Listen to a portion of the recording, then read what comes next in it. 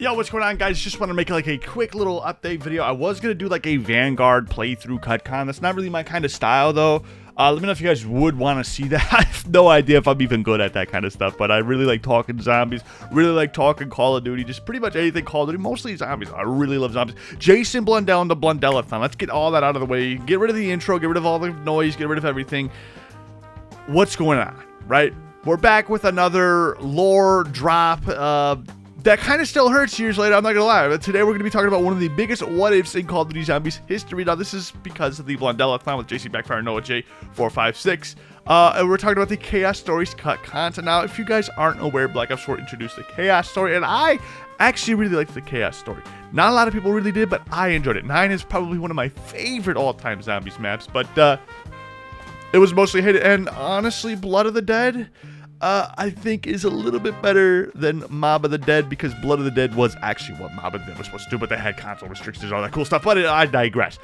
Now, in the recent Blundellathon streams with JC Backfire, Blundell opened up more than ever about what was planned for the Chaos in Black Ops 4 and why it never really happened. Now, if you've been wondering why Chaos felt like it ended on a cliffhanger, especially after the whole thing with closing out the Aether and everything like that, this one is going to hurt a little bit. So let's get right into this. Now, the first one, the big picture. A lot of people thought Chaos was just a one and done storyline for Black Ops 4, but according to Jason, that was never really the plan. Now, he described it as a full 10-year arc. 10 full years. They wanted to build an entirely new universe from scratch after wrapping up, well, most of the Aether story that was. The goal was long-term payoff, setting up ideas in the early maps that would echo years down the road, years down the pipeline of Call of Duty Zombies. Now, he even said it was exciting to start fresh instead of continuing the massive Aether saga they've been working on for so long. Now, keep in mind, they've been working on this Aether story for the better part of a decade already. So going to a new story, I don't blame them, right?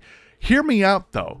The thing that damaged the story was trying to continue it in Cold War, if you will. Now, I do like how they tried to reinvent the wheel, if you will. It has not landed.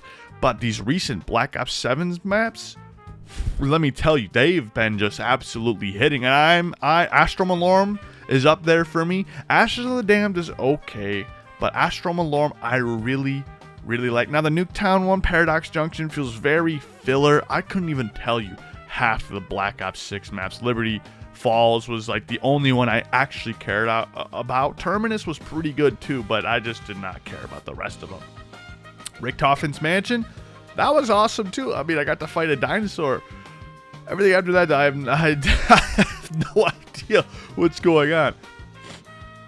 Now, the original roadmap sounded ambitious, and Chaos would get the bulk of the DLC support in year one. Now, they ended up getting like this insane amount of budget, because before they were on a very limited budget, but apparently they ended up getting like campaign money, like campaign budget, because campaign had such a large budget at the time, and it was absolutely like they were really putting in stacks for the campaign. And so finally, especially after something like Black Ops 3 drops with the biggest and largest zombie storylines ever, they get to finally get that kind of money, and that's how we were able to get so much in Black Ops 4. But it didn't really land very well because of the console limitations. I'm going to be honest. There was a lot of things being introduced, a lot of things that were oversimplified, a lot of things that weren't simplified. Some things are a little too complex. Then there were the casual players who just didn't really understand what was going on because it was a new story. They're like, where's Richthofen? Where's this? They just didn't understand that it was a new story.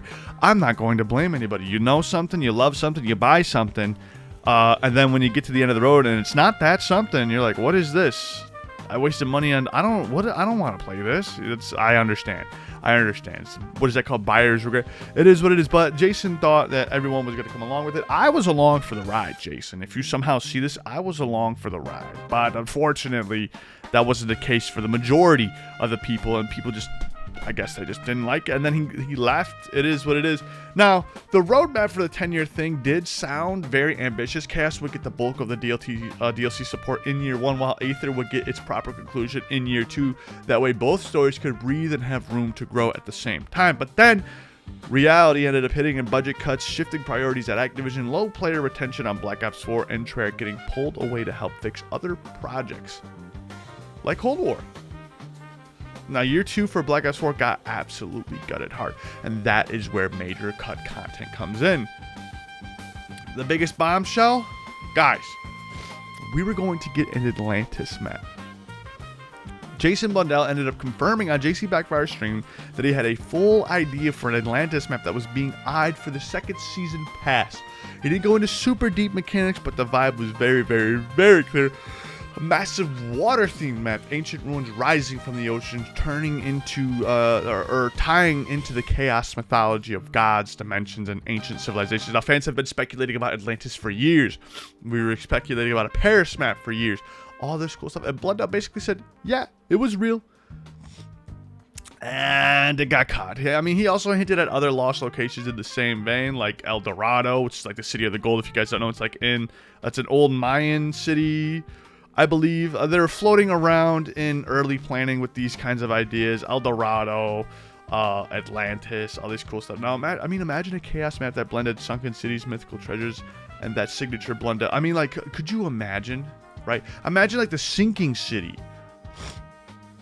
in chaos. The what is that called? The mythos, the Cthulhu mythos, right? H.P. Lovecraft-esque things. I love Shadows of Evil, right?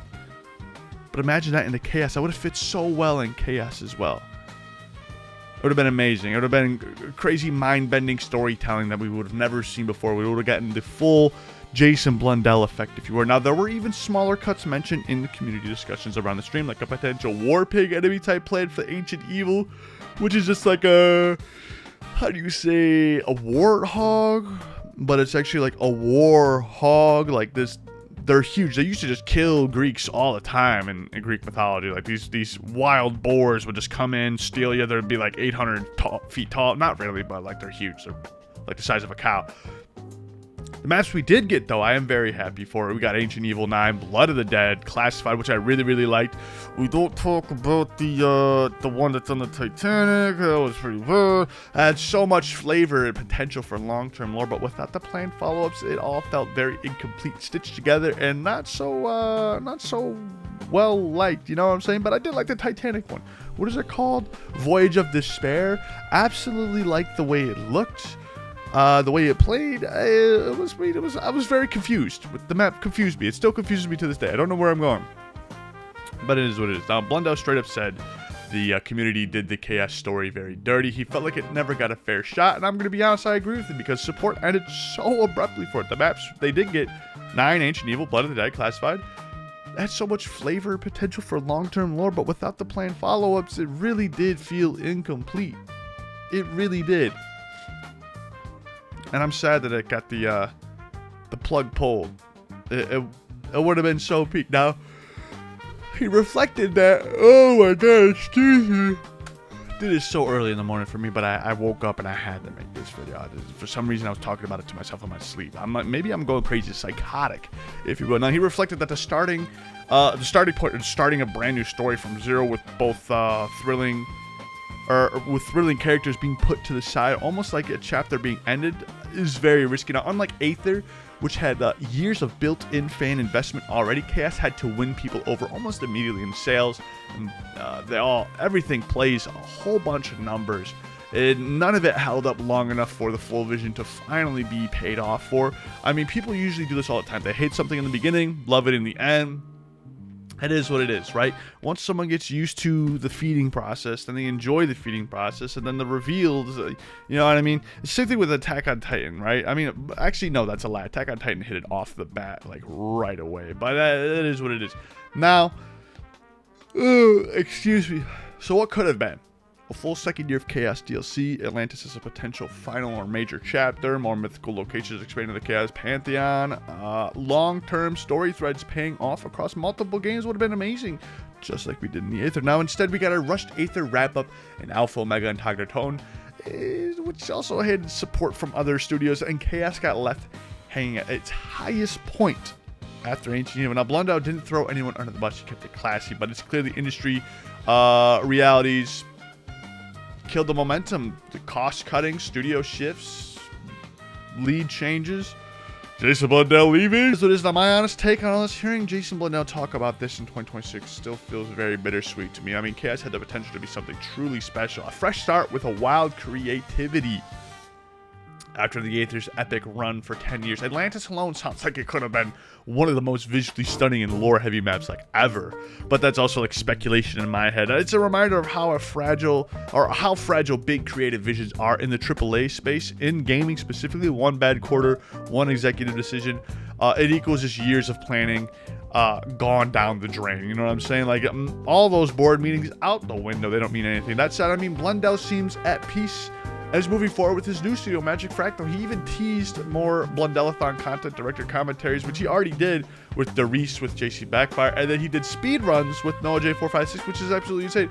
Now, would you have preferred more chaos over the Cold War era stuff, or do you think Aether needed to end when it did? Drop your thoughts in the comment section below. I try to read every single one of them. If you guys want a full raw stream, go check out JC Backfire's channel, and I believe Noah J456 as well. The Blundellathon playlist is there. It's absolutely gold mint, if you will. My boy Dalek JD would like that one. Smash that like button if you guys enjoyed. I'll see you all later. Subscribe if you're brand new. I am out.